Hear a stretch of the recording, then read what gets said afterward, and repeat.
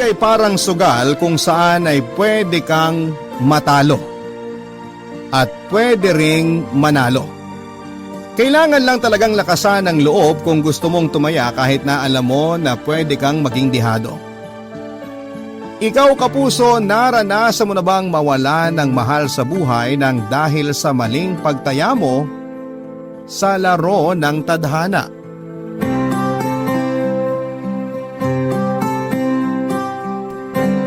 Dear Papa Dudut, hi po sa inyo at sa mga kabarangay na nakikinig ngayon. Itago niyo na lamang po ako sa pangalang Elma, 31 years old at taga Iligan City.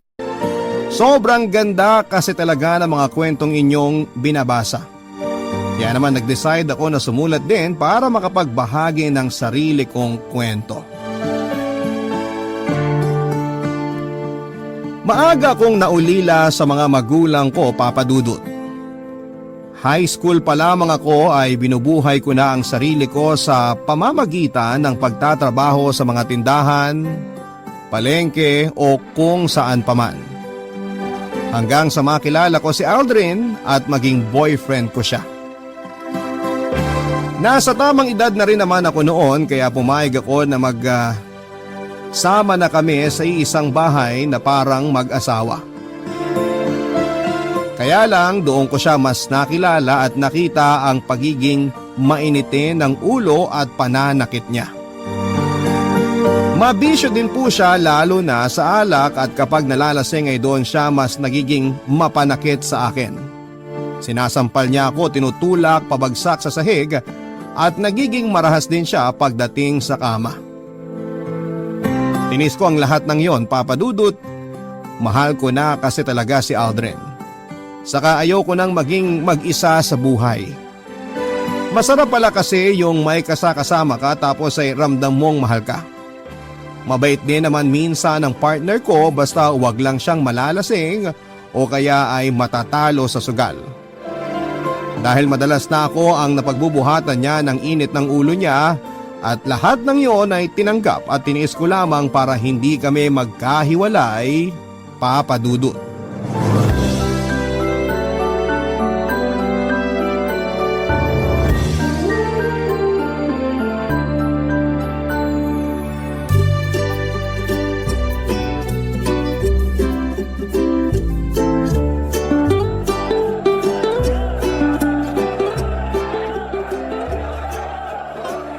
Sino pa bang hindi ko nabibigyan ng ulam dito sa listahan ko?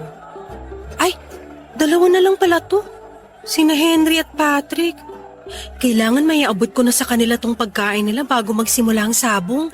Dahil baka mas lalo ko mahirapan na mahanap sila. Nasaan na ba yung dalawang yun? Ayun! Nakita ko na si Henry! Henry! Henry! Oh, Elma! Ang aga mo yata ngayon. Oo, kasi baka maabutan ako ng pagsisimula ng sabong. Mahihirapan na naman akong iabot ang mga order niyong pagkain. Ay, oo nga pala. Muntik ko na rin makalimutan yan. Ito may kasama ng libreng sabaw yan. Oh, Basta sa katapusan ng bayad nito oo, walang problema. Halos lahat naman kayo dito sa sabungan tuwing katapusan talaga nagbabayad sa akin eh. Salamat. O paano? Mauna na ako sa'yo Kasi lilista ko pa yung mga pumusta dun sa kalabang manok ni Patrick Ay teka, nasan nga pala si Patrick? Yung pagkain na lang kasi niya ang hindi ko pa naibibigay sa kanya. Eto, diretsuhin mo lang tong daan na to. Makikita mo siya dun. Nandun din kasi banda yung mga tumataya sa manok niya. Okay, salamat. Sige, kita-kits na lang.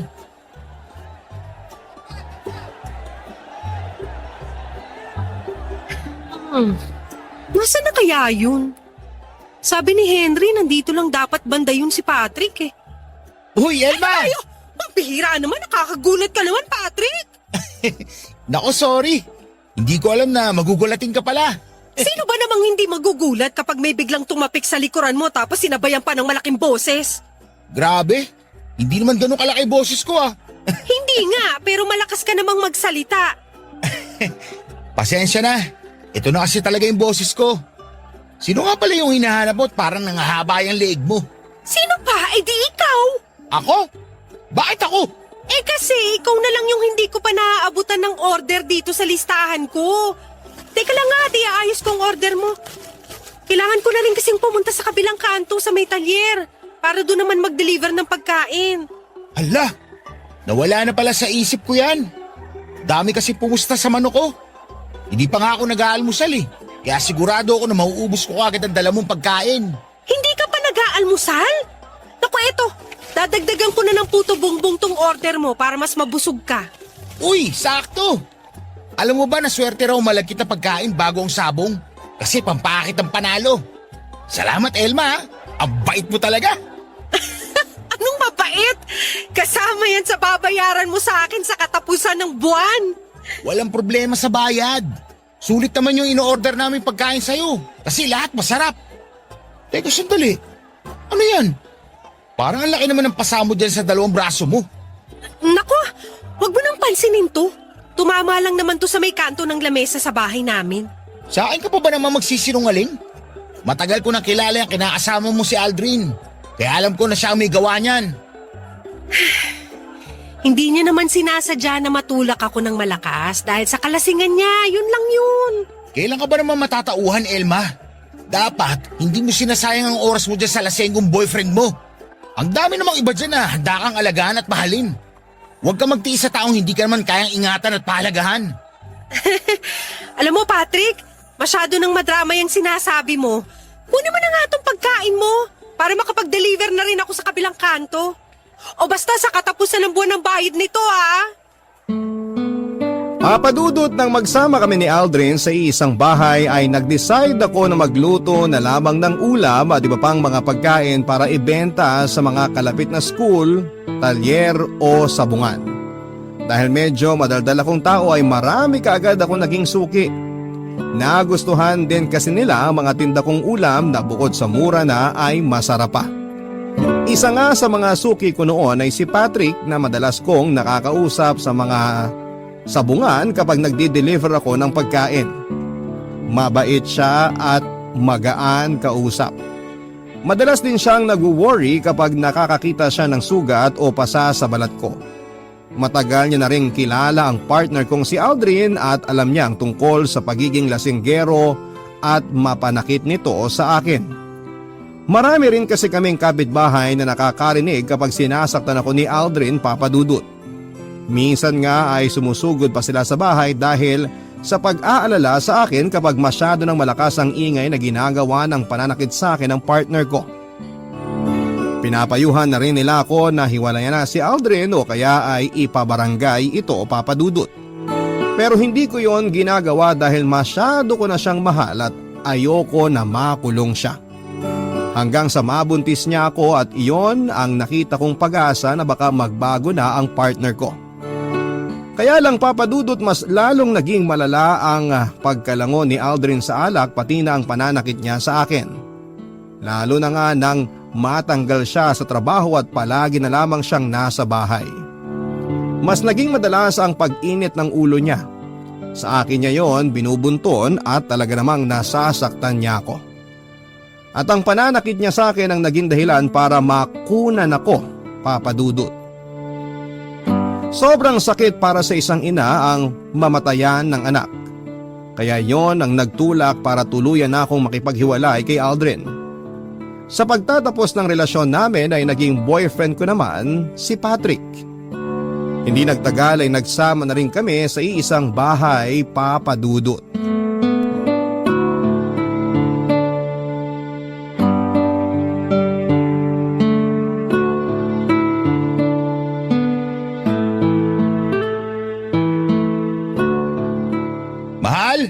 Nasaan ka? Nandito sa may likod ng bahay. Nagsasampay lang ng mga nilabhan ko.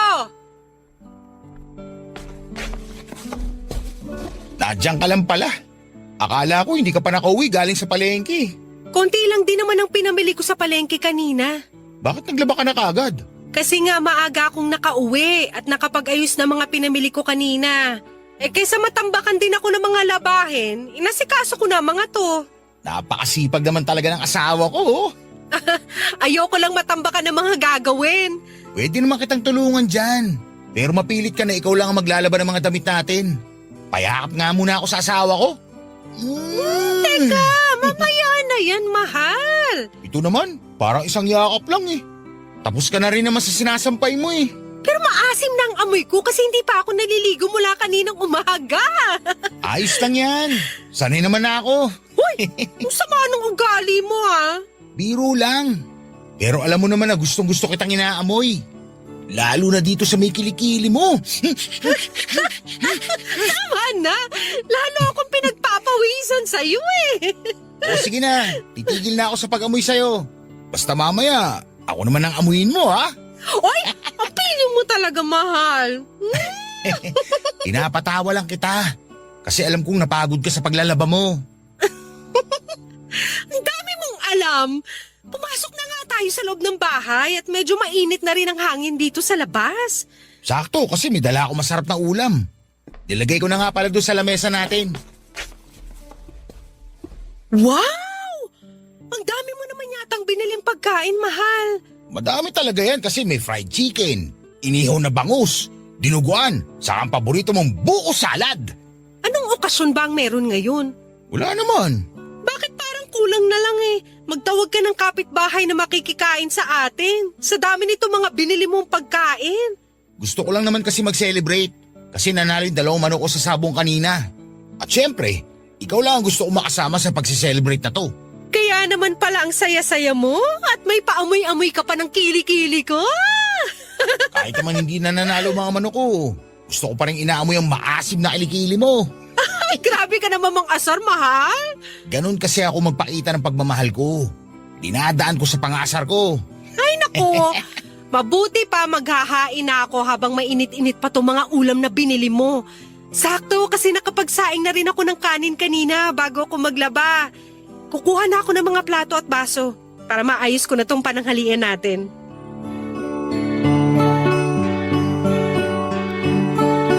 Papadudot aaminin ko na noong una ay panakipbutas ko lamang talaga si Patrick.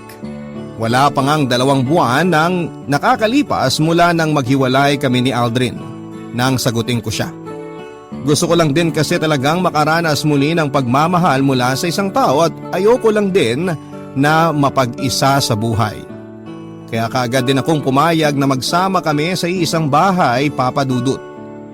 Hindi naman ako nagsisi dahil napakabait na tao talaga ni Patrick. Napakalayo niya sa ex-partner ko na si Aldrin at sa aming dalawa ni Patrick, siya talaga ang mas malambing at maasikaso. Kaya hindi nagtagal ay naramdaman ko na rin ang totoong pagmamahal para sa kanya. Ni minsan kasi ay hindi niya ako sinigawan o sinaktan. Wala siyang ibang pinaparamdam sa akin kung hindi puro pagmamahal lamang. Ang naisip ko nga noon kaya siguro ako binigyan ng Diyos ng pagsubok nang makunan ako ng dahil sa ex-partner kong si Aldrin ay para mas mabigyan ng daan ang kwento namin ni Patrick, Papa Dudut. Barangay Love Stories. Barangay Love Stories. Alaga na ginagawa ni Patrick sa mga manok niya. Hindi ko alam na grabe niya palang gastusan ang mga pagkain at vitamins na para sa mga yon. May trainer pa ang mga manok niya para mas maging matapang daw pagdating sa pakikipaglaban sa sabungan. At kinakausap niya rin ang mga yon na parang tao at palagi niya akong binibilinan na huwag gugutumin ang mga alaga niyang manok. Nakakatawang isipin pero parang mga anak na rin ang turing niya sa mga manok niya, Papa Dudut. Noong una wala naman akong nakikitang problema dahil bukod sa mga manok niya at sabong ay wala na siyang ibang bisyo. Nakwento niya rin, Papa Dudut, na minana niya ang pagiging mahilig sa manok o sabong sa namatay niyang tatay at lolo. Kinalakhan na raw niya ang pag-aalaga sa mga ito kaya hindi niya na rin nabitawan pa. Nagumpisa siya sa pag-aalaga ng sisiw at pagtaya ng maliliit na halaga sa mga sabong. Hanggang sa siya na mismo ang nagtayo ng sarili niyang breeding farm ng mga manok na pangsabong. Hindi niya raw mabitawan yon dahil talaga raw nakakaaliw ang mga manok na inaalagaan niya, Papa Dudut.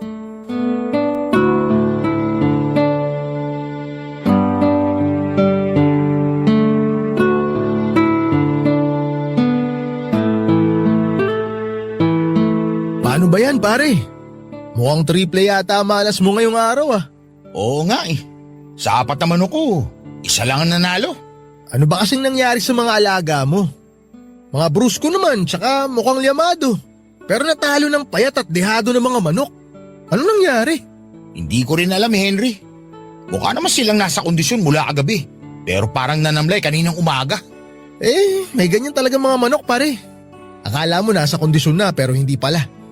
Alam mo, magandang ipasok yan sa nirarakit ko ngayon. Ha? Anong racket yan? At parang hindi ko yata alam. Confidential kasi tong racket ko na to pare. Pero dahil magkaibigan naman tayo, isishare ko na rin sa'yo. Malaking pera ba yan? Oo. Malaki kung malaki talaga. Kaya nga nakabili ko ng 2 tricycle na pinababoundary ko ngayon sa kapitbahay namin. Madali lang to Patrick. Ang kailangan mo lang gawin, ipanlaban mo yung mga mukhang liamado mo na manok pero wala talaga sa kondisyon. Ha? Teka, hindi ko masyado maintindihan. Ipaliwanag mo nga na mabuti, Henry. Di ba may mga manok ka na mukhang brusko? Yung mga mabalahibo pero hindi naman talaga malaki? Oo, yung mga manok ko na mukhang malaki pero mahina pa dahil kulang pa sa vitamins kaya hindi ko pinanlalaban. Yun yung mga manok na kailangan ko. Kahit nga yung mga panabong mo na nag-retire na mga malapit nang mamatay, pwede yun. Ang gagawin lang natin dyan pare, ipananabong mo yung mga yon. Tapos sasabihin ko sa mga big boss ko na mahina yung manok na ipanlalaban mo. Kaya dun sila pupusta sa kalaban. Kapag nanalo sila, may 10% kagad ako ron. Tapos ibabalato ko naman sa iyo yung 5%. Malaking pera na yon pare. Teka, hindi ba pandaraya naman yung racket na sinasabi mo, Henry? Parang ganun na nga. Pero malaking pera naman ang pinag-uusapan natin dito. Piruin mo sa isang tao pa lang, kikita ka na ng 30,000. Hackfight pa lang yun o dun sa sabungan natin sa plaza. Pero kapag yung sabong ginanap sa bayan, mas malaking pera ang kikitain natin dun. Pwede kang maka 100 o 300,000 sa isang dehadong manok lang na ilalaban mo. Naku Henry, ayoko ng ganyan. Malaking gulo kasi kapag nagkahulihan. Wala namang magkakahulihan kung walang manlalaglag. Subukan mo lang kahit isang beses pare. Sinasabi ko na sa'yo, hindi lang triple ang perang babalik sa'yo. Hindi na talaga pare. Salamat na lang. Oh, kayo palang dalawa yung naririnig kong nag-uusap dyan sa may bakuran. Akala ko kung sino na. Kumusta Elma? Sorry medyo napakwento ako dito sa pare ko. Pasensya ka na. Pero paalis na rin naman ako. Patrick, yung pinag-usapan nating racket pag-isipan mo. Una na ako sa inyo. Sige. Bahala na. Ingat ka pare. Halika na sa loob ng bahay, mahal. Gusto ko na rin kasi magkape.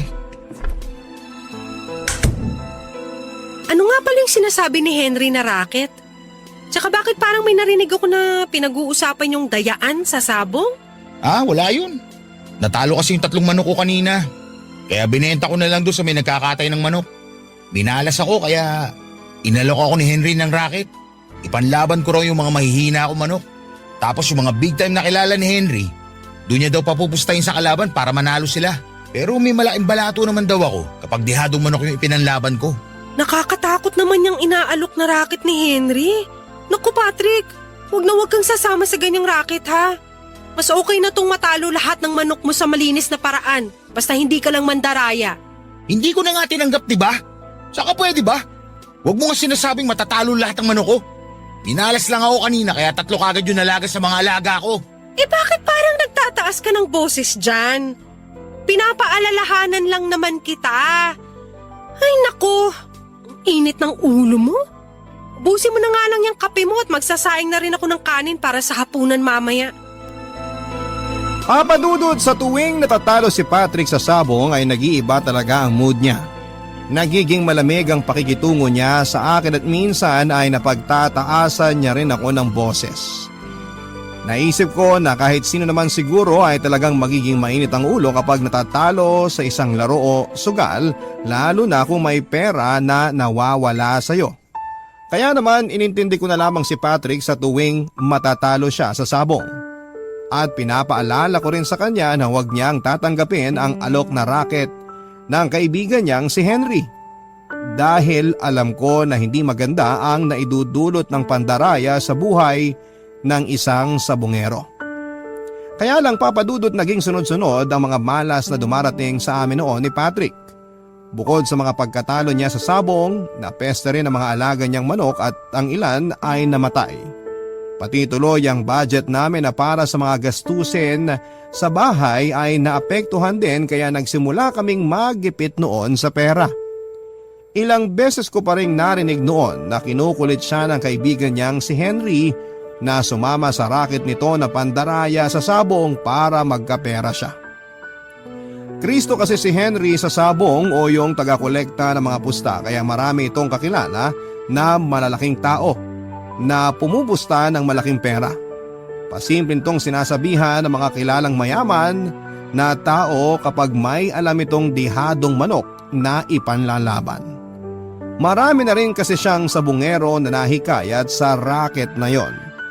Yung sinasadya na ipanlaban ang mahihinang manok. Mabuti na lang talaga at marunong umiwas sa mga ganong bagay ang partner kong si Patrick, Papa Dudut.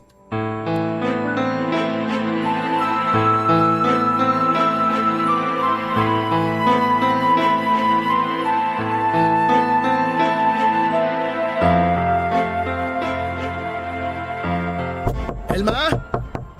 Elma! Pakibuksan mo naman tong pinto! Sandali lang! Anong meron at napasyal ka ng ganitong oras? Teka, ano nangyari sa inyong dalawa ni Patrick?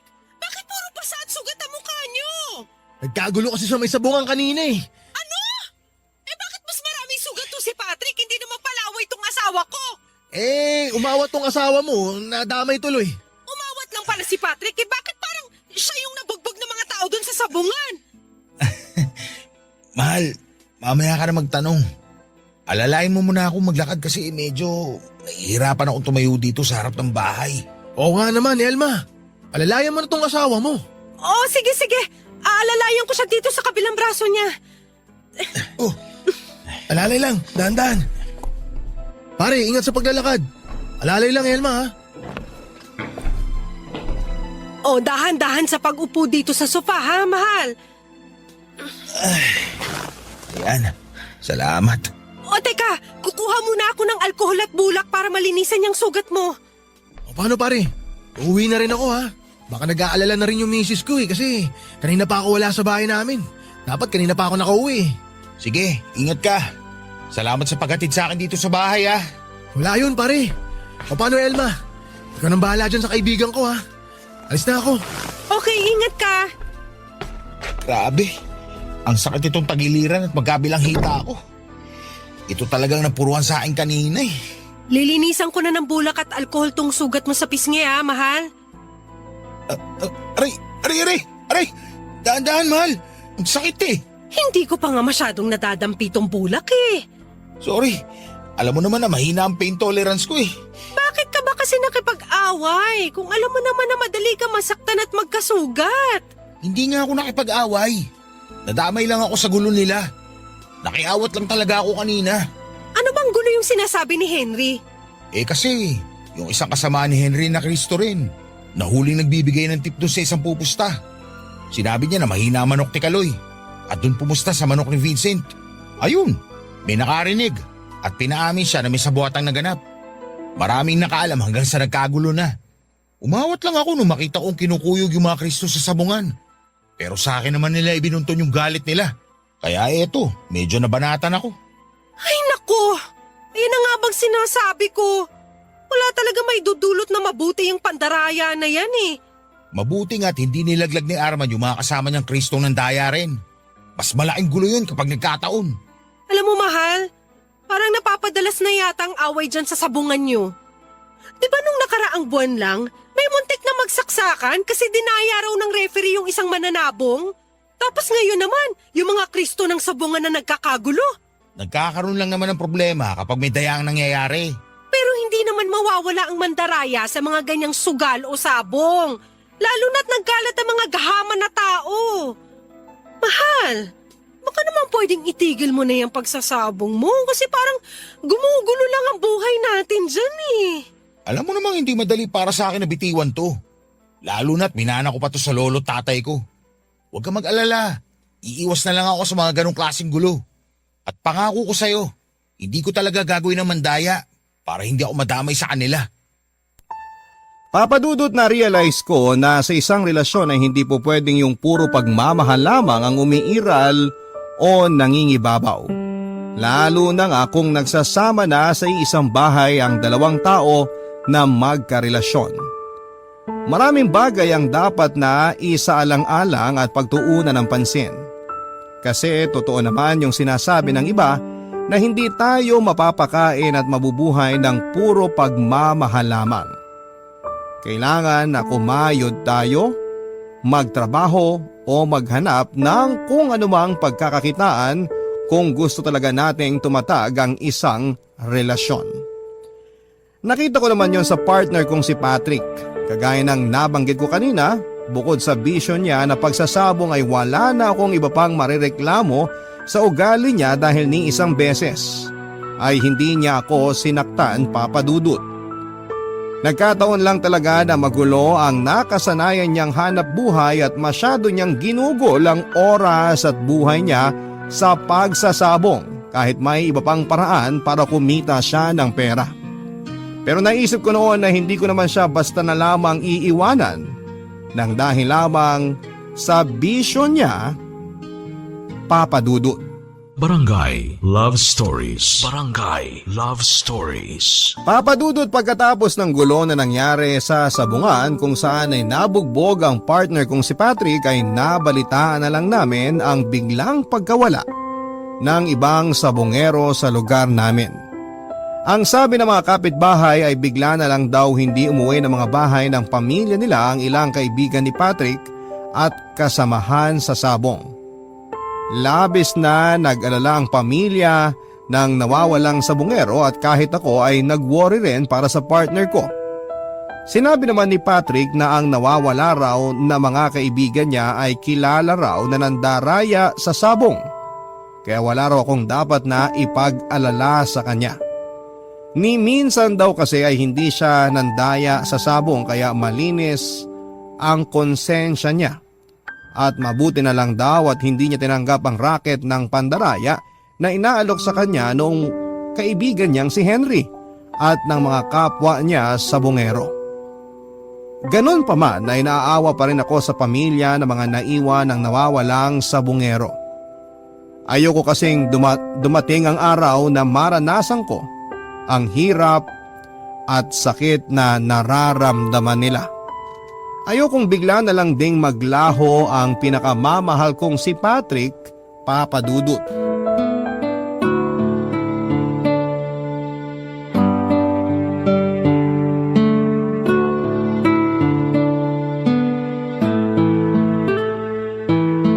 Mahal! Mahal! May maganda akong balita! Ano yon? At parang masyado ka namang excited dyan. Tingnan mo nga pinagpapawisan niyang leeg mo. Tumakbo ka ba pauwi dito sa bahay? Oo! Doon kasi tumigil sa may kabilang kanto yung jeep na sinakyan ko. Kaya tumakbo na lang ako pauwi dito. Bakit mo naman ginawa yun?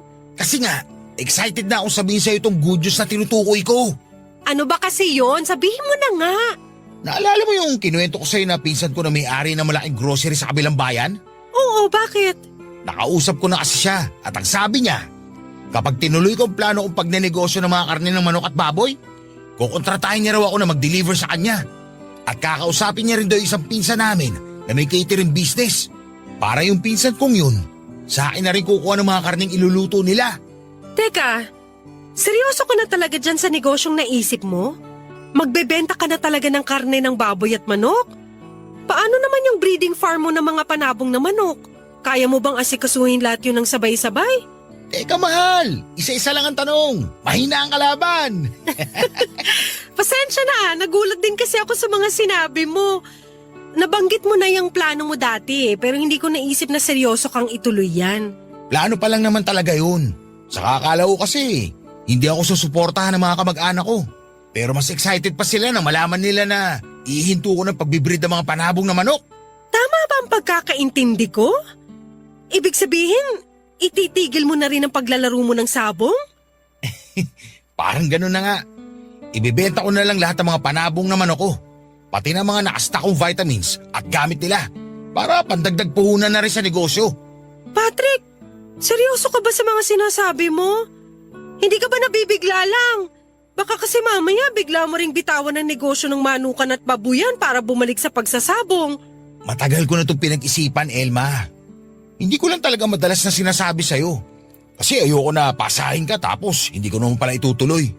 Pero ngayong desidido na ako na gawin to, itutuloy-tuloy ko na talaga to. Sa totoo lang, ayoko na rin kasing madamay pa sa gulo ng mga taong nawawala ng dahil sa sabong. Ayoko mapahamak ako. Mas lalong ayoko na pati ikaw madamay pa ron. Baka ang ibig mong sabihin ako at ang magiging anak natin. Ha? Ano sabi mo? Magiging anak natin? Tama ba? Tama ba yung narinig ko?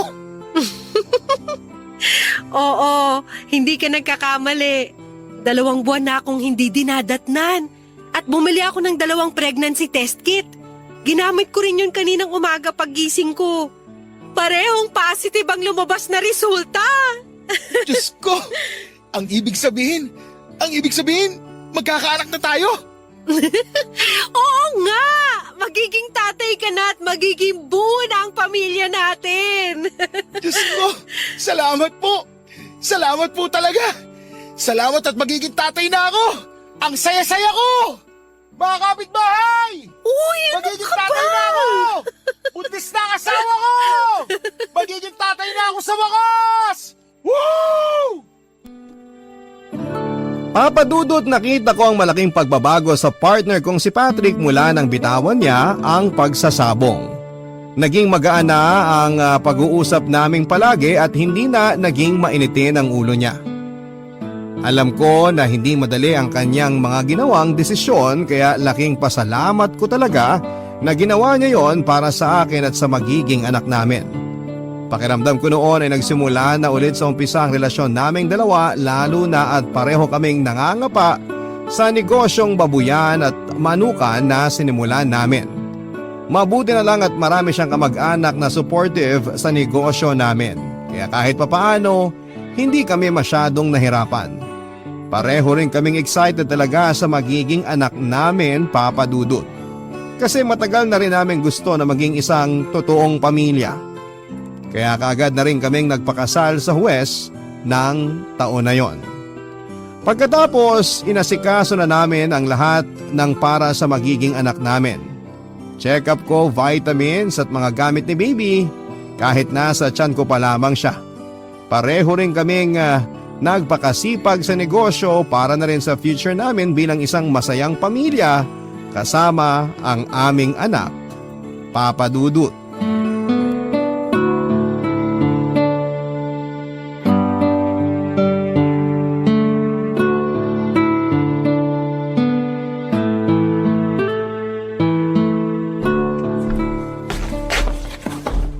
Mahal, bakit nandito ka pa sa bahay?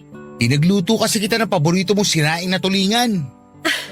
Hindi mo naman na kailangan gawin yan kasi kaya ko naman magluto. Ayaw mo kasi samahan kita kanina na mag-deliver ng niluto mong biko doon sa umorder sa'yo. Kaya naisipan ko na lang na magluto para sabay tayong kumain ng tanghalian. Hindi kita pinasama kasi nga kailangan mo maglinis kanina ng mga kulungan ng alaga nating baboy at manok. Teka, dito ka ba sa bahay magtatanghalian at naghahain ka na dyan sa lamesa natin? Oo, saan ba dapat? Kasi 'di ba fiesta dun sa bayan ngayon? Narinig ko na niyaya ka ng pinsan mo na makifiesta dun. Nako, hindi na ako pupunta kasi baka mahirapan ka lang sa biyahe kung isasama kita. Ayos lang naman sa akin kahit hindi ako sumama. Ayun na nga mahal. Kaya ayoko rin pumunta kasi alam ko hindi ka sasama. Ayos nga lang sa akin na maiwan dito sa bahay. Kahit naman hindi pa ako buntis nun, hindi na talaga ako mahilig makifiesta. Tsaka 'di ba, may magaganap na championship ng sabong mamaya sa bayan? Oo. Ba't hindi ka pumunta dun para manood? Ha? Teka, okay lang sa'yo na pumunta ako doon? Oo naman. Manunood ka lang naman dun, di ba? Tsaka malaki rin ang natulong ng pinsan mong yun sa negosyo natin. Okay din na magpakita ka ng konting suporta sa kanya mamaya. Tsaka alam ko rin na gusto mong pumunta doon. Kasi 'di ba taon-taon mong inaabangan ng championship ng sabong sa bayan? Tama ka mahal. Palagi ko talagang inaabangan yun kahit wala akong panlaban na manok. Kaya nga pumunta ka na sa bayan kasi walang problema sa akin. Kahit makifiesta ka at manood ng sabong mamaya. Ang totoo, nahihiya rin kasi ako sa'yo eh. Bakit naman? Baka kasi isipin mo na hindi ko kinokontrol ang sarili ko pagdating sa sabong. Baka pag-isipan mo ako na bigla na lang akong bumalik sa bisyo ko na yun. Walang ganun, mahal. Sabi ko naman, di ba, na malaki ang tiwala ako sa'yo. Nagpapasalamat nga ako kasi nagawa mo talagang bitawan ng pagsasabong para sa akin at sa magiging anak natin. Gusto ko na rin kasi magbagong buhay. Gusto kong maiba naman yung kwento ng buhay natin. Pagsasabong na yung kinabubuhay namin. At yun ang ayokong manahin na magiging anak natin. Kaya tutuparin ko talaga yung pangako ko sa'yo na hindi na ako babalik pa sa bisyo kong pagsasabong. At naniniwala ako na magagawa mo yun, mahal. Ikaw pa ba? Ang laki kaya ng tiwala at bilib ko sa'yo. Kaya nga mahal na mahal kita eh. At mahal na mahal din kita. Kayo na magiging anak natin. Pero mahal, okay lang ba talaga na pumunta ako ng bayan at manood ng championship ng sabong? Oo nga! Yun! Akala ko hindi ka papayag eh. Wala namang problema sa akin basta i-text mo na lang ako ha kung anong oras ka makakauwi mamaya. Oo, mahal. Sige, aalis na rin ako. Nakahain naman na dito sa lamesa ang kanin at ulam. Teka, hindi ka na ba magpapalit ng damit? Hindi na. Ayos na tong suot ko. Para di na rin ako magtagal. Baka mahirapan pa akong sumakay ng jeep papuntang bayan. O paano? Aalis na ako, mahal ha? Okay, ingat ka. Ay, mahal. Ano yun at bigla kang bumalik? Pakis mo na ako. I love you. I love you too. Ito namang asawa ko, manonood lang ng sabong, naglalambing pa. Hintayin mo na ako maghapunan mamaya. Kasi uuwi din naman ako kagad. Bye, mahal. I love you. Mahal na mahal kita. Mahal na mahal ko kayo na magiging anak natin. Sobra! Papadudot, malaki ang tiwala ko kay Patrick kaya hindi ko talaga siya pinagbabawalan na manood ng sabong. Ayos lang ding sa akin kung tumaya siya gamit ang maliit na halaga ng pera. Alam ko naman kasi na alam niya ang limitations niya lalo na nga at magkakaanak na kami. Kaya naman hinayaan ko siya noon na makifiesta sa bayan at manood ng malaking sabong na magaganap doon. Taon-taon kasi siyang nandoon at palagi siyang masaya kapag uuwi ng bahay pagkatapos ng sabong na event na yon. Kaya ako na ang nagkumbinsi sa kanya na pumunta at makifiesta sa bayan. Hindi naman kasi talaga mabibitawan basta-basta ang bisyo, hindi ba papadudot? Kaya naman inintindi ko talaga noon si Patrick at pinaramdam ko yon sa kanya. Kasi ramdam ko na ginawa niya ang lahat para hindi masira ng bisyo niya ang relasyon naming dalawa. Kaya nga nagulat talaga ako nang mag-decide na siyang bitawan ng breeding farm niya ng manok na panabong at iba pang mga gawaing may kinalaman dito. Doon pa lamang ay alam ko nang hindi ako nagkamali ng lalaking pinili na mahalin at makasama. Kaya lang papadudot, hindi pala para sa lahat ang tuloy-tuloy na kwento ng masayang pagsasamahan at pagbubuo ng isang pamilya. Hindi ko alam kung pagsubok pa rin ba ito pero pakiramdam ko ay bigla na lamang nagtapos ang lahat. Noong araw kasing umalis si Patrick para makifiesta sa bayan at manood ng malaking event ng sabong doon ay yun din ang huling araw na nakita ko siya. Hindi na kasi siya nakauwi ng bahay at wala na akong naging balita sa kanya. Nagpablatter ako sa barangay at police station para mahanap siya at nagtanong-tanong sa mga kakilala o kamag-anak niya kung may alam ba sila kung nasaan ang asawa ko. Pero naging bigo lang ako, papadudot. Walang sino man ang nakapagturo sa akin kung saan ko siya pwedeng makita. Nalaman ko rin, papadudot, na may ibang sabongero rin ang nawala na kasabay ni Patrick. At kagaya ko ay bigo din ang mga pamilya nila na makakuha ng impormasyon kung saan huling nakita at nasaan ang mga mahal nila sa buhay. Para bang pinagtatakpan kung saan sila napunta. Parang ayaw ipaalam talaga kung saang lugar sila huling nakita. Sobrang sakit para sa akin kasi kung ang dahilan ng pagkawala ni Patrick ay may kinalaman sa sabong ay bakit kailangan niya pang madamay. Binitawan na niya ang pagsasabong kaya walang dahilan para madamay siya sa gulo ng mga sabongerong nawawala.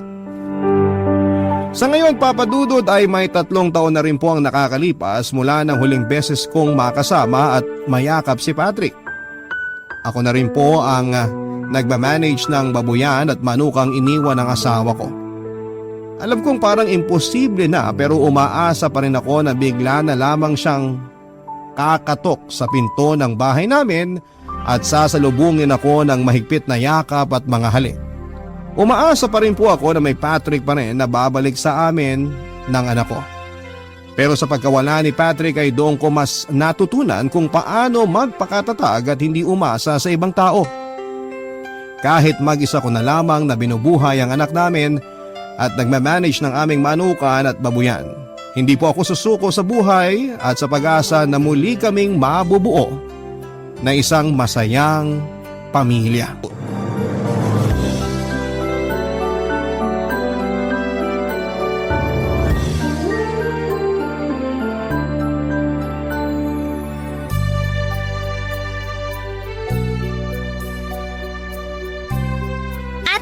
Tapos na ako magwalis sa likod ng bahay. Mabuti naman, tapos na rin ako maglinis dito sa sala. Ay, nagugutom na ako. Sana pauwi na si Mama. Pauwi na rin siya kasi kapag ganitong oras, malapit na yun dito sa bahay. Grabe, ang init sa labas. Nandiyan na pala si Mama! Mama! Oh, Claire. Ay, napag ko nga muna itong mga pinamili ko sa lamesa. Mamaya ako na lang aayusin ang mga to. Nakakapagod mamalengke tuwing Sabado. Ang init na, ang dami pang tao. Upo muna ako sandali sa sofa para makapagpahinga. Mama! Oh, bakit pawisan niyang noo mo, Rita? Nagwalis po kasi ako sa may likod ng bahay. Bakit naman nagwalis ka ron? Tirik na tirik ang araw sa labas. Kasi Mama, naglilinis po ako dito sa sala. Dapat, Claire, ikaw nang nagwalis doon imbis na si Rita. Mas matanda ka sa kanya kaya dapat ikaw ang gumagawa ng mga mas mahirap na trabaho dito sa bahay. Ayos lang po yun, Mama. Hindi naman po ako masyadong napagod. Hindi ka pa napagod sa lagay na yan? Kahit bumili ako ng bagong bestida para sa inyo. Nandito sa loob ng plastic. Yay! May bago na naman tayong bestida, ate! Oo nga, buksan na natin tong plastic! Claire, hayaan mo munang si Rita ang pumili ng gusto niyang kulay sa 2 bestida na yan. Pero bakit po? Kasi karamihan sa mga damit niya, pinaglumaan mo lang. Kaya siya muna ang papiliin mo sa mga yan. Ay. Oh, mamili ka na raw.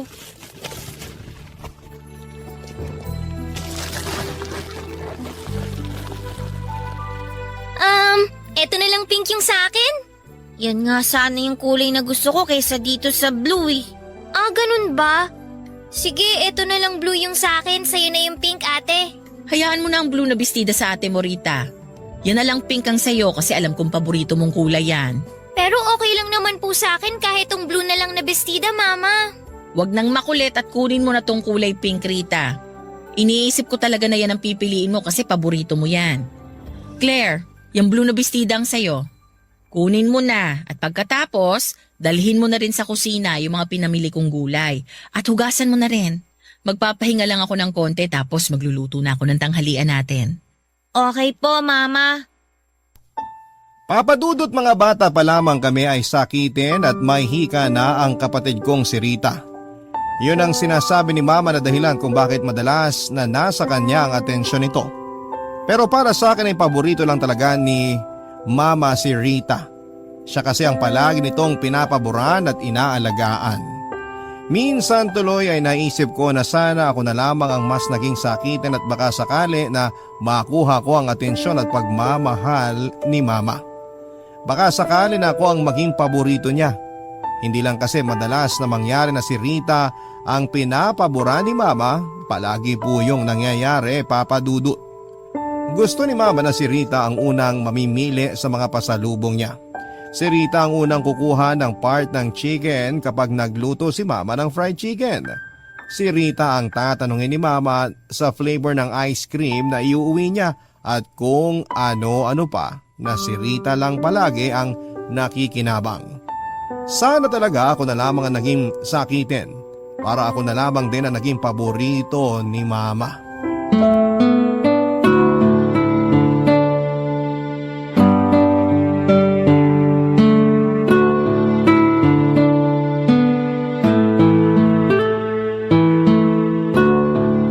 Hindi ka ba talaga makakapunta dito sa bahay? Sorry Claire, pero hindi talaga. Bakit sabi mo kaninang umaga pupunta ka? Akala ko kasi maaga makakauwi si ate dito sa bahay, kaya lang hanggang ngayon wala pa rin siya.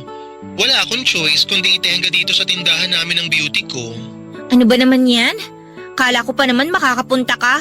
Bakit parang naiinis yung boses mo? Hindi ka ba nag-e-enjoy dyan sa birthday party ng kapatid mo? Eh paano ako mag-e-enjoy? Hindi ko naman party to, no? Wala na nga akong ibang kausap dito kasi lahat ng mga bisita namin nandun, nakapalibot sa kapatid ko. Mukhang bongga talaga yung birthday party na yan ha. Partida, hindi pa yan debut ng kapatid mo. 17th birthday pa lang niya yan, pero may pa-catering na kaagad ang mami at lola mo para sa kanya. Kaya mas lalong nakakainis eh. Bakit naman? Kasi nung nagdibo ako noong nakaraang taon, hindi naman ganito kalaki yung inihanda nila para sa akin. Ay oo, naalala ko yun. Ang kwento mo kasi no, na-operahan sa appendix yung kapatid mo. Tapos ilang araw din siya na-confine sa ospital. Kaya ayun, yung pera na dapat na pang birthday party mo, nagastos ng mama mo para kay Rita. Di ba nakakainis talaga? Kapag kay Rita, ang bilis nilang maglabas ng pera. Pero pagdating sa akin, ang dami pang sasabihin bago pagbigyan ni mama o ni lola yung request ko. Huh! Kakatuyo ng dugo. Huwag ka na masyadong mabad trip, girl. Sige ka, masisira ang beauty mo at magiging mas maganda na ako sa'yo. Ay, sorry girl, kailangan ko na ibaba ito, may bumibili ng load. Kita na lang tayo sa school bukas ha? Ay, sandali, magbaon ka ng pagkain bukas ha? For sure naman na maraming matitira dyan. Opo. Sige, kita na lang tayo sa school bukas. Bye! Bye! Oh, nandito ka lang pala sa balkonahe, Claire. Kanina ka pa hinahanap ng lola at mga pinsan mo sa baba. Tinawagan ko lang po yung kaibigan ko. Wala pong signal sa baba kaya pumunta po muna ako dito. Kumain ka na ba? Parang hindi pa kita nakitang kumuha ng pagkain mula kanina. Busog pa naman po kasi ako kaya mamaya na lang po ako kakain. Okay, sige. Pero puntahan mo ang lola mo mamaya. Kasi panay ang tanong niya sa akin kanina kung nasaan ka raw ba at hindi ka niya nakikita. Sige po. Mama, bakit po ganito kalaki ang birthday party na binigay niyo kay Rita? Hindi pa naman po niya 18th birthday ah. Eh kasi natuwa ang lola mo nung napasama ang kapatid mo sa Dean's List. Dapat talaga sa restaurant lang tayo magse-celebrate. Simpleng dinner lang sana. Pero ang lola mo ang mapilit na magpa-catering service dito sa bahay para sa birthday ni Rita.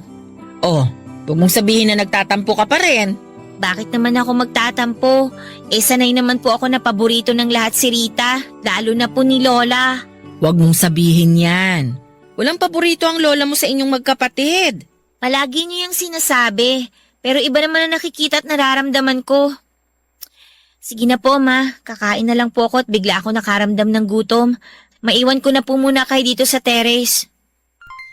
Papadudot lahat na nga ng pabor at mas ay palaging nakukuha ni Rita. Noong nag-celebrate ako ng 18th birthday ko ay hindi kasing bongga ng sa kanya.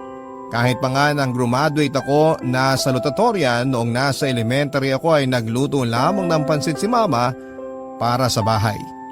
Ang dahilan niya naman noon ay hindi pa raw kami nakakabawi sa mga gastusin dahil sa pagkamatay ni Papa.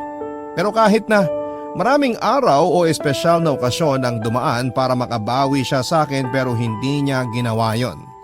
At pagdating kay Rita, ang bilis niyang magbigay ng bonggang party. Sa totoo lang papadudod ay naisip ko noon na paano kaya kung wala na lamang akong kapatid. Paano kung nag-iisang anak na lamang ako?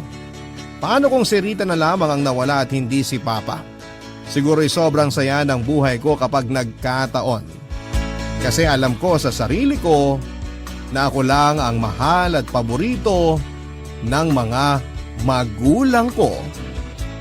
Papadudod. Barangay Love Stories. Barangay Love Stories. Nasa third year college ako at second year naman si Rita nang magtrabaho si Mama sa abroad. May pinsan kasi siya na nakatira sa Canada at inalok siya ng trabaho na kaagad namang tinanggap ni mama. Dahil malaki naman ang tiwala niya sa akin kahit papaano kaming dalawang magkapatid na lamang ang naiwan noon sa bahay. Paminsan-minsan ay dinadalaw naman kami ng mga tita namin para masigurado na ayos lamang kami. At si mama naman ay palaging tumatawag para kumustahin kami ni Rita. Hindi naman ako masyadong nahirapan bilang panganay sa bahay kasi may kusa rin namang kumilo sa mga gawaing bahay ang kapatid kong si Rita, Papa Dudut. Nagtoka-toka kami ng mga gawain kung sino ang maglalaba, maglilinis ng bahay, magliligpit sa pinagkainan, magluluto at kung ano-ano pa. Mabuti na lang din at hindi mareklamo si Rita kahit madalas na tinatambakan ko siya ng mga gawain. Kapag hindi rin schedule ng tawag ni mama sa bahay ay sinasadya kong umalis at gumimik kasama ang mga kaibigan ko. Ayoko kasi na nakikita o nakakasama sa bahay ang kapatid ko. Nakakairita at nakakainis sa pakiramdam yon, Papa Dudut.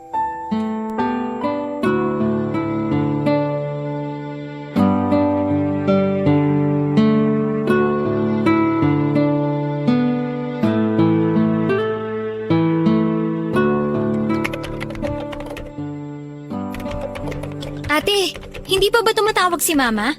Hindi pa, baka mamaya pa yun. Pero di ba mga ganitong oras siya tumatawag? Oo, pero baka busy pa siya. Okay, sige. Oh, anong ginagawa mo? Nakaupo dito sa sofa. Oo nga, nakikita ko. Ang ibig kong sabihin, bakit nandyan ka pa? Eh hindi pa naman nag-video call si Mama. Hihintayin ko na lang na tumawag siya dyan sa laptop na gamit mo kasi alam ko na ganitong oras wala na dapat siyang trabaho. Baka nga may trabaho pa siya. Tsaka hindi mo ba nakikita na busy pa ako dito sa research paper namin? Bago ka umupo dyan, hindi mo ba narinig na type ako ng type dito sa laptop ko? Hindi ako makapag-concentrate ng dahil sa'yo eh. Ganun ba, ate? Sorry. O sige, pupunta na lang muna ako sa kwarto. Basta, tawagin mo ako kapag nag-video call na si Mama, ha? O na, sige na, sige na. Doon ka na muna sa kwarto mo para makapag-focus na ako dito sa ginagawa ko. Okay.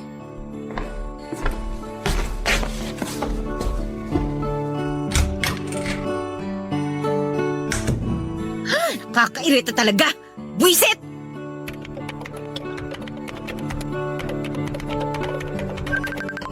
Ay, eto na. Tumatawag na si Mama. Save ko na nga muna itong mga tinype ko bago ko sagutin ang tawag niya. Ayan. Okay na.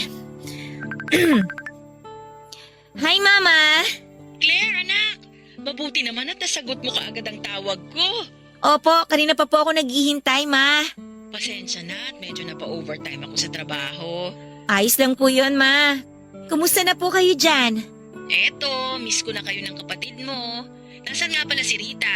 Andun po sa kwarto niya, tulog pa. Parang napahaba yata ang siesta ng kapatid mo ah.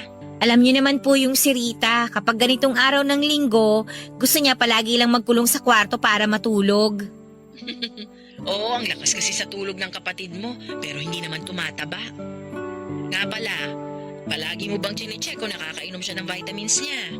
Opo, Ma. Yung inhaler para sa asthma niya, i-check mo rin kung may laman pa ha. Kahit hindi na madalas umatake ang asthma ng kapatid mo, kailangan mo pa rin i-check ang inhaler niya ha. Okay po. Magde-deposit nga pala ako sa bank account mo bukas para sa pambayad ng bills dyan sa bahay. Saka para may budget kayo pang grocery. Palagi kang bumili ng prutas sa kagulay para sa kapatid mo, okay? Opo, Ma. O, kumusta nga palang pag-aaral mo? Hindi ka ba nahihirapan sa schedule mo? Lalo na't ikaw ang nag-grocery at nagbabayad ng bills. Hindi naman po ako nahihirapan, Ma. Kasi yung cable, yung internet, yung kuryente, tsaka tubig, online ko na po binabayaran. Kaya hindi na po kailangan na pumila ng matagal. Tsaka, okay naman din po ang grades ko at pasok pa rin po ako sa scholarship. Alam niyo po, Ma, nakakuha pala ako ng mataas na... Ate Claire, si Mama na ba yung ka-video call mo? Uy, gising na pala ang kapatid mo! Si Mama nga! Hello, Mama! Kumusta po kayo? Kanina ko pa po hinihintay ang tawag niyo. Pasensya na kasi napa-overtime ako sa trabaho. Kumusta ka na, Rita? Palagi ka bang umiinom ng vitamins mo? Opo, Mama. Naka-alarm po yun sa cellphone ko para hindi ko makalimutan. Mabuti naman. Huwag kang masyadong magpapagod dyan sa bahay, okay? Hindi maganda para sa katawan mo kapag napapagod ka o pinagpapawisan. Alam ko po yun, pero tumutulong pa rin ako kay Ate Claire sa paglilinis dito sa bahay. Ayoko po kasing itambak sa kanya ang lahat ng mga gawain. Naku, napakabait naman talaga ng bunso ko. Ay, magtitimpla lang po ako ng kape, ma. Kayo na lang po muna ni Rita ang mag-usap. Iwan ko po muna kayong dalawa, ha. Pupunta lang po ako sa kusina. Papadudot, sa tuwing tatawag si mama sa bahay ay unang-una niyang kukumustahin ang kapatid kong si Rita. Kung maayos raw ba ang pakiramdam nito, kung nakakainom ba ng vitamins palagi, kung hindi ba raw ubos ang laman ng inhaler para sa hika ni Rita at kung ano-ano pang mga bagay. Pakiramdam ko tuloy noon ay pinanganak ako sa mundong ito para maging yaya lamang ng kapatid ko. Tagabantay, tagapag-alaga at taga-asikaso sa kanya. O hindi ba masyadong halata si mama kung sino ang paborito niyang anak, Papa Dudut? Kaya nga minsan ay nagiging sarcastic na ako sa pagsagot sa kanya kasi hindi ko na napipigilan ang sarili ko na mainis. Palagi na lang kasing si Rita ang napapaboran sa lahat ng oras. Palaging siyang nakikita na kailangang alagaan. Alam ko naman na gusto lamang ni mama na matuto akong maging responsable dahil dalawa lang kami ni Rita na magkasama sa bahay. Pero hindi niya man lang naisip na minsan ay kailangan ko rin ng lambing mula sa kanya na kay Rita niya palaging ibinibigay, Papa Dudut.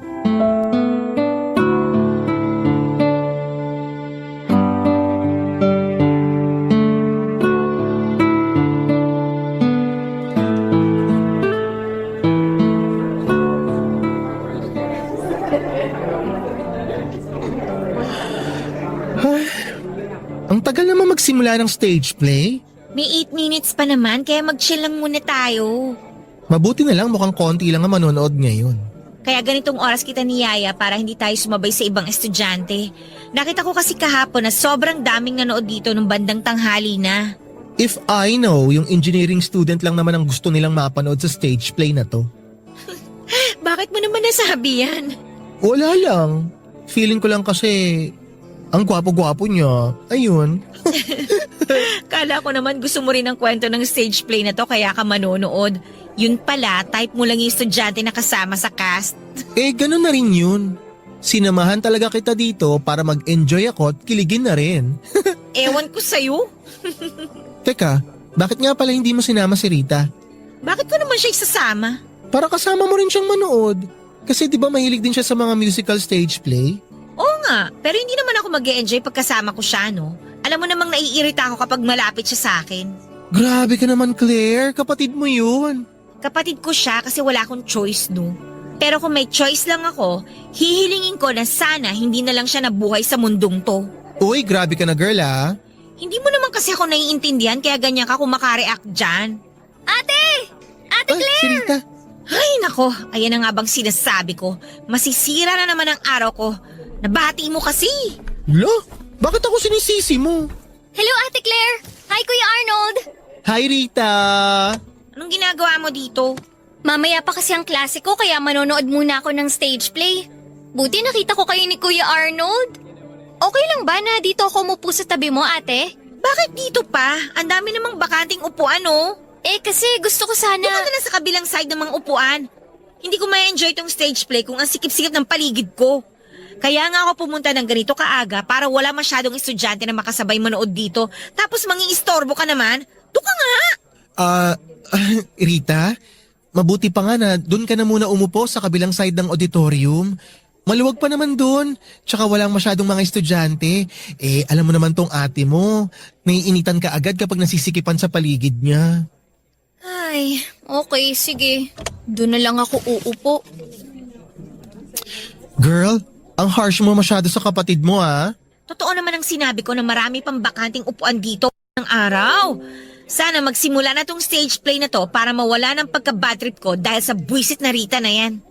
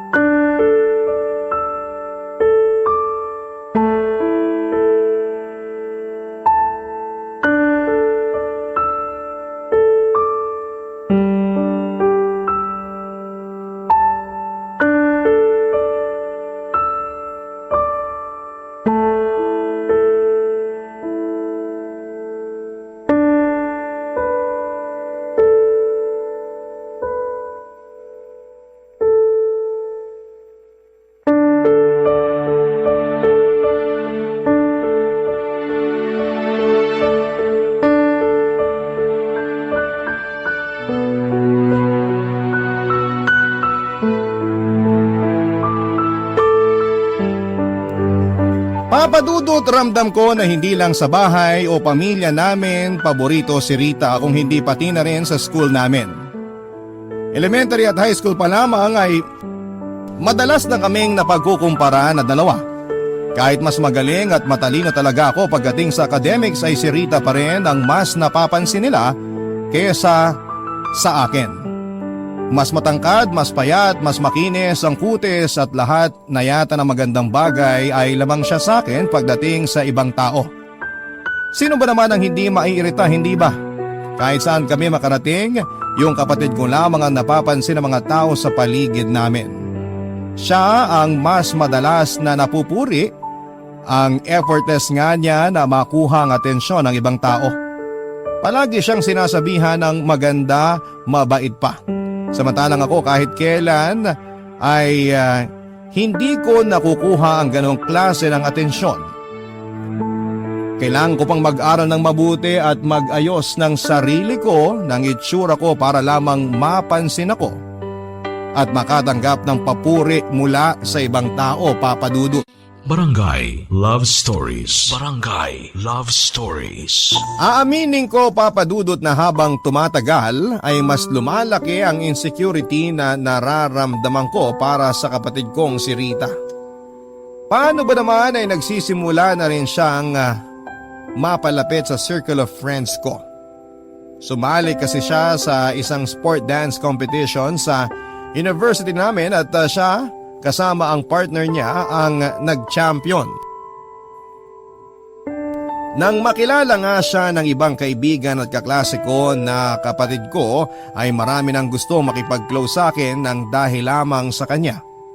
Humanga sila kasi kahit may hika si Rita ay nagagawa nitong makipagsabayan ng husay sa pagsayaw.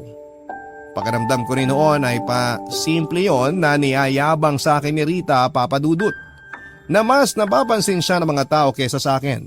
Nagpapanggap lamang siya na mabait sa harap ng iba, pati na rin sa harap ko. Alam ko naman na kagaya ko ay ayaw niya rin sa akin at ayaw niya nang may kahati dahil gusto niya siyang palaging bida sa mga kwento. Kaya nakakairita ang pagpapanggap at bait-baita na pinapakita sa akin ng kapatid ko, Papa Dudut.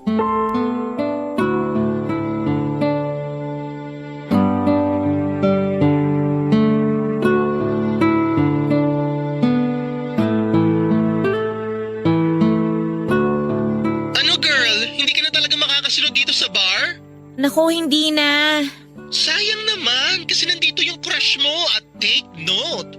Kanina ka pa niya hinahanap sa akin. Hayaan mo na siya. Baka lasing lang yan kaya ako hinahanap. Bakit ba kasi wala ka sa mood gumimik ngayon? May dalaw ka ba? Wala naman. Kaya lang kasi napagalitan ako ni Mama nung isang linggo eh. Nang tumawag kasi siya dito sa bahay tapos nasa bar tayo, si Rita ang nakasagot. Tapos ayun, nalaman ni Mama na nasa gimikan ako at walang kasama si Rita dito sa bahay. Dapat kasi sinama mo na lang si Rita para hindi ka nahuli eh. Bakit ko naman siya isasama? Eh di nasira lang yung gimmick natin. Alam mo naman na palaging panira ng araw at buhay ko yung babaeng yun. Nako, ayan na, nagmamaldita na naman to. Nakakairita naman kasi talaga siya eh. Palaging pabida. Aray! Oh, Ba yan? Napaso pa ako dito sa niluluto kong ginataang gulay. Ibababa ko na muna tong tawag ha. Mamaya na lang ulit tayo mag-usap. Okay, sige, balik na ako rin sa loob. Lumabas lang ako kasi walang signal doon. Basta kapag nagbago ang isip mo, gora ka na ditay ha. Sana talaga magbago pa isip mo. Hanggang madaling araw pa naman kami rito. Sige na girl, bye! Ay, mapatay na nga tong apoy sa kalan at mukhang okay na naman tong gulay na niluto ko. Ate, maghahapunan na ba tayo? Mauna ka nang kumain. Mamaya na lang ako pero luto na tong ginataang gulay. Ikaw na lang ang maghain para sa sarili mo ha. Bakit hindi ka pa sumabay sa akin kumain? Bakit ba mas marunong ka pa sa akin? Hindi naman sa ganun, ate. Nagtataka lang ako kasi palagi ka na lang hindi sumasabay sa akin kumain dito sa bahay. So wala pa akong gana eh. Alam nga naman pilitin ko ang sarili kong kumain. Wala ka bang gana o ayaw mo lang talaga ako nakasama at kasabay kumain? Alam mo naman pala eh. Kaya huwag ka nang paulit-ulit na nagtatanong dyan. Ate, galit ka pa rin ba sa akin kasi nadulas ako kay Mama nung isang linggo na wala ka dito sa bahay? Sorry na, ate. Hindi ko naman sinasadya talaga na sabihin yun kay Mama. Nangyari na eh. Tsaka napagalitan na ako ni Mama. Kaya wala na magagawa yung sorry mo, no? Sige na, kumain ka na dyan. Pupunta muna ako sa kwarto ko. Ate, bakit ba parang palagi ka nalang galit sa akin? Ano naman bang issue, Rita? Hindi naman ako gumagawa ng issue. Nagtatanong lang ako. Gusto ko lang malaman kung bakit parang palagi ka nalang galit sa akin. Palagi nalang mainit ang ulo mo sa akin tsaka parang ayaw mo ako makita o makasama. Okay, sige. Gusto mong malaman yung totoo? Naiirita ako sa'yo. Naiirita ako sa kaplastika na palagi mong pinapakita sa akin. Ha? Anong kaplastikan? Ate Claire, wala naman akong ginagawang ganun. Lahat ng pinapakita ko sa'yo totoo. Kahit alam ko naman na ayaw mo sa akin. Lahat yun tiniis ko kasi mahal kita. Palagi akong gumagawa ng paraan para mapalapit sa'yo pero ikaw naman ang lumalayo sa akin. Kasi nga kahit anong gawin ko para sa sarili ko, palagi na lang ikaw ang nakikita ng mga tao sa paligid ko. Palagi na lang ikaw yung bida. Palagi na lang ikaw yung mahal nila. Hindi totoo yan. Talaga? Hindi totoo? Rita, hindi ako tanga at mas lalong hindi ako manhead para hindi maramdaman na ikaw lang ang paborito ni Mama. Sa'yo lang siya palaging concerned. Kung kumakain ka ba sa tamang oras, umiinom ka ba ng vitamins, may laman pa ba yung inhaler mo, at kung ano pa mga kaletsehan tungkol sa'yo. Ikaw na lang na ikaw ang nakikita niya, nakakabwisit na! Pero hindi naman ibig sabihin no, na hindi ka na mahal ni Mama. Huwag ka naman sana mag-isip ng ganyan. Pareho niya tayong anak at pareho niya tayong mahal. Ayun na nga eh! Pareho niya tayong anak, pero mas mahal ka niya. Alam mo, sana nga hindi ka na lang dumating sa mundong to eh. Sana ikaw na lang ang nawala at hindi si Papa!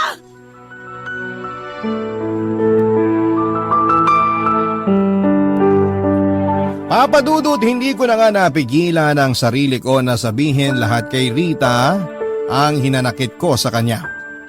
Ilang taon na rin kasi yung naipon dito sa dibdib ko. Mula pagkabata, nakikita at nararamdaman ko na siya ang paborito ng lahat. Siya ang paboritong anak ni Mama, lahat ng nakikita ko, kinikimkim ko lamang at palagi kong iniisip ang bili ni Mama na mas mahina sa akin si Rita. Kaya siya ang dapat na mas alagaan. Pero nakakapuno na rin talaga, Papa Dudut. Nakakapagod ang magtiis na maging hindi paborito sa pamilya. Kaya naman pagkatapos na naging pagkatalo namin ni Rita, kaagad akong nagpalit ng damit na pang-alis at dumiretso sa bar kung nasaan sina Arnold at ang iba pang mga kaibigan ko. Mabuti na lang at bago yon ay nakatawag si Mama sa bahay kaya sigurado ako na kinabukasan na ulit siya tatawag para mangumusta.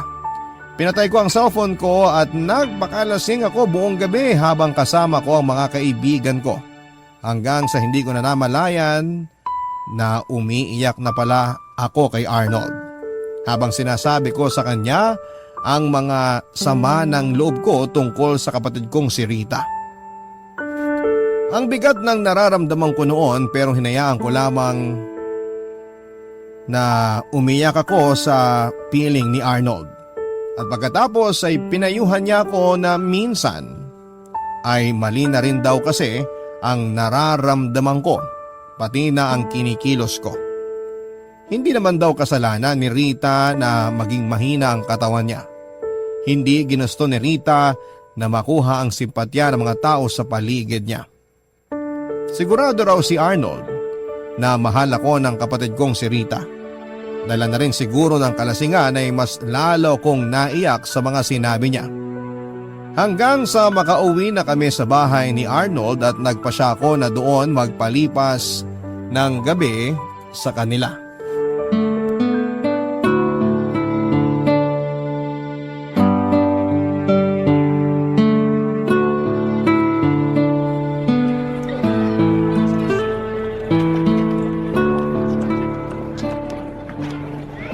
Grabe, ang sakit pa rin ng ulo ko hanggang ngayon. Kung bakit naman kasi nasiraan pa yung tricycle na sinasakyan natin kanina eh. Kailangan patuloy nating maglakad pa uwi sa bahay namin. Ikaw naman kasi girl, grabe ka rin nagpakalunod sa alak kagabi. Para kang isda. Parang end of the world lang ang peg mo. Ay nako, Hindi ko naman alam na sasakit ang ganito yung ulo ko, no? Nakakaloka ka talaga. Mabuti na lang hindi ka nagsuka sa loob ng kwarto ko dahil kung hindi mai-imburn na talaga ako sa'yo to the max. Mamapin ko yung sahig gamit ang dila mo. Sorry na, girl. Hindi ko lang talaga napigilan ng sarili ko na magpakalasing. Pero thank you ha. Kasi pinatuloy niyo muna ako sa bahay niyo para magpalipas ng gabi. Paano naman kita hindi patutuloyin sa bahay namin? Ayaw mo ngang umuwi sa inyo. Masama pa kasi yung loob ko kagabi kaya ayoko sana munang makita si Rita. Kumusta naman ang pakiramdam mo ngayon? Mas magaan na kaysa kahapon. Siguro kasi nailabas ko na sa mga iyak ko nang malasing ako yung bigat na ang tagal ko nang inipon dito sa dibdib ko. Sabi ko naman kasi sa'yo, kailangan nyo lang mag-usap ng kapatid mo. Ang hirap naman kasing sabihin sa kanya kung ano talaga yung nararamdaman ko. Yung lahat ng sama ng loob ko tungkol sa kanya. Galit ka pa rin ba sa kanya hanggang ngayon? Sa totoo lang, hindi naman talaga ako galit sa kanya eh. Naiinis lang ako kasi nga nasa kanya palagi yung atensyon ni Mama. Pero girl, walang kasalanan si Rita doon. Hindi niya kasalanan kung naging sakitin siya kaya siya ang madalas na inaalala ni tita. Alam ko naman yun. Nagigilty na nga ako eh. Nagigilty saan? Sa mga pang-aaway na ginawa mo sa kapatid mo? Kasama na yun. Pero mas nagigilty ako dahil sa mga sinabi niya sa akin kagabi. Mga sinabi niya sa'yo kagabi? Parang hindi mo yata na chika sa akin yan nang malasing ka. Paano ko naman masasabi? Iyak na lang ako ng iyak kagabi. Pero ayun nga, sabi niya, ginawa niya ang lahat para mapalapit sa akin. Kahit ramdam niya na may sama ako ng loob sa kanya, nag-effort pa rin siya na kausapin ako tsaka lapitan ako. Alam mo girl, nakita ko yun. Talaga? Oo, yung mga pasimpleng paglapit niya sa'yo kapag nasa school tayo kahit palagi mo siyang pinapaalis. Yung pagsabay niyang kumain sa atin sa kantin kahit tinatarayan mo siya. Yung pagtawag niya sa'yo sa cellphone kapag nasa gimikan tayo. Tsaka iba pang mga bagay na ginagawa niya para lang maparamdam sa'yo na concerned siya sa'yo. Kaya nga minsan naaawa rin ako kay Rita eh. Kasi nakikita ko kung gaano niya kagustong mapalapit sa'yo kahit palagi mo siyang pinagtatabuyan. Ay, ano ba yan? Lalo tuloy ako na guilty. Usapin ko na lang siya mamaya at ako nang hihingi ng sorry sa kanya. Ay, very good ka dyan sa plano mo na yan, girl. Ay, napasarap ang chika ng gusto. Hindi ko na malayan, nandito na pala tayo sa tapat ng bahay niyo. Teka, kunin ko lang yung susi. Go. Sigurado ako natulog pa si Rita ng ganitong oras.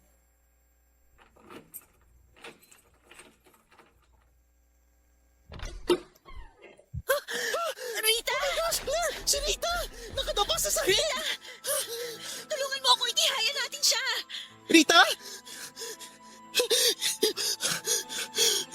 Claire! Kulay blue na ang mukha ng kapatid mo! At ang balat niya sobrang lamig na! Claire, ang mabuti pa hingi na muna ako ng tulong sa mga kapitbahay niyo! Babalik kagad ako, ha? Rita! Rita! Rita, please gumising ka! Parang awa mo na, gumising ka! Oh, Rita, nandito na si ate! Nandito na ako! Gumising ka na! Gumising ka na, please! Rita!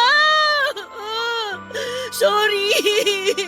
Sorry sa lahat ng mga kasalanan ko sa'yo! Parang awa mo na, gumising ka na! Gumising ka na, Rita!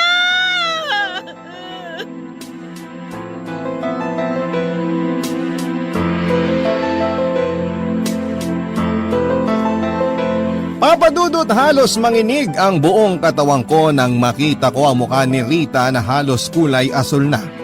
At maramdaman kong malamig na ang balat niya tapos ay wala na ring pulso ang lieg o braso niya. Tinapik-tapik ko pa rin siya sa pisngi niya, niyugyog ang mga balikat niya at paulit-ulit akong nakiusap na gumising na siya at hindi ako naniniwala sa himala pero nang mga oras na yon ay nagmakaawa ako sa Diyos na sana'y patunayan niya sa akin na totoo ang himala at gisingin niya ang kapatid ko. Pero bigo ako dahil kagaya ng inaasahan ko nang makarating kami sa ospital, sa tulong ng mga kapitbahay namin, kaagad na sinabi ng doktor na wala ng buhay ang kapatid ko. Sobrang sakit, napakasakit para sa akin yon, Papa Dudut. Severe asthma attack, yun ang dahilan na sinabi ng doktor kung bakit binawian ng buhay ang kapatid ko. Noon ko lang nalaman na wala na palang laman ng inhaler na para sa hika niya. Kaya nang atakihin siya ng hika ng gabi na yon ay tuluyan na siyang nahirapang huminga hanggang sa bawian na siya ng buhay.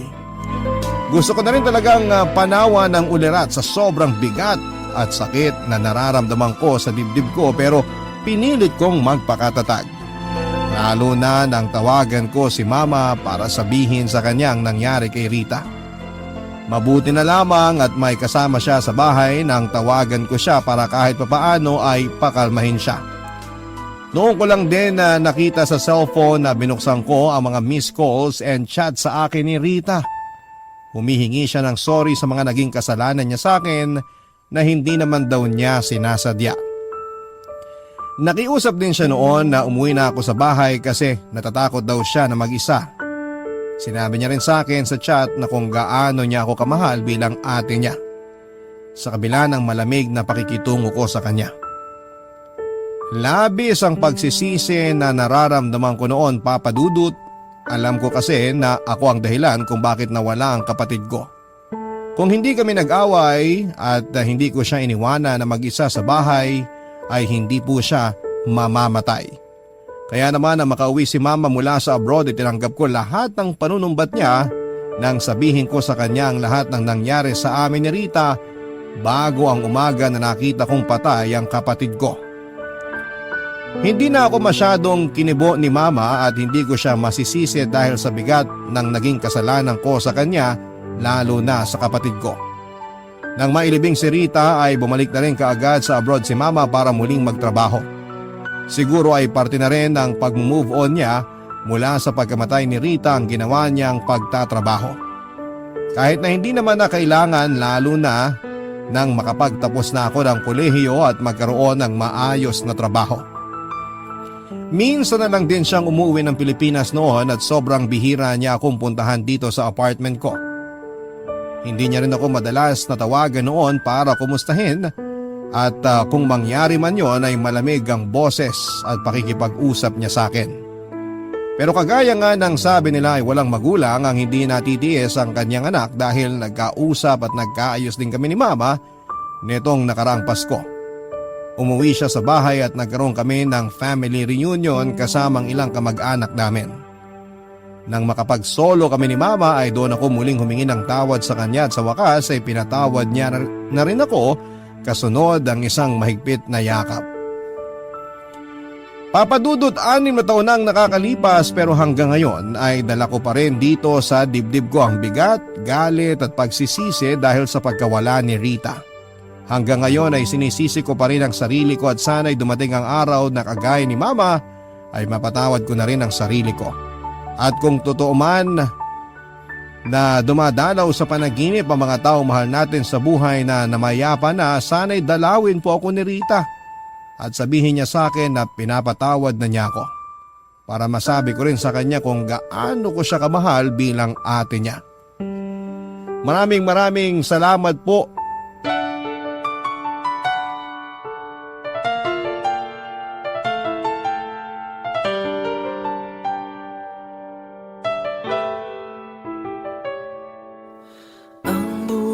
Ay mahiwaga, laging may lungkot at saya. Sa Papa Dudut Stories, laging may karamay ka.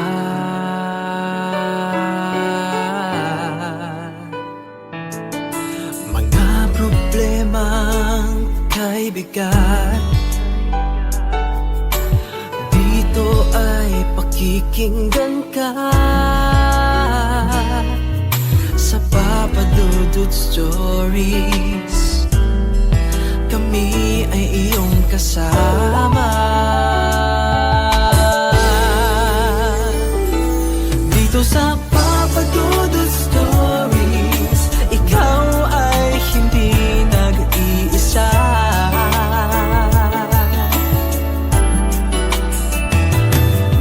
Sa Papa Dudut Stories, may nagmamahal sa'yo.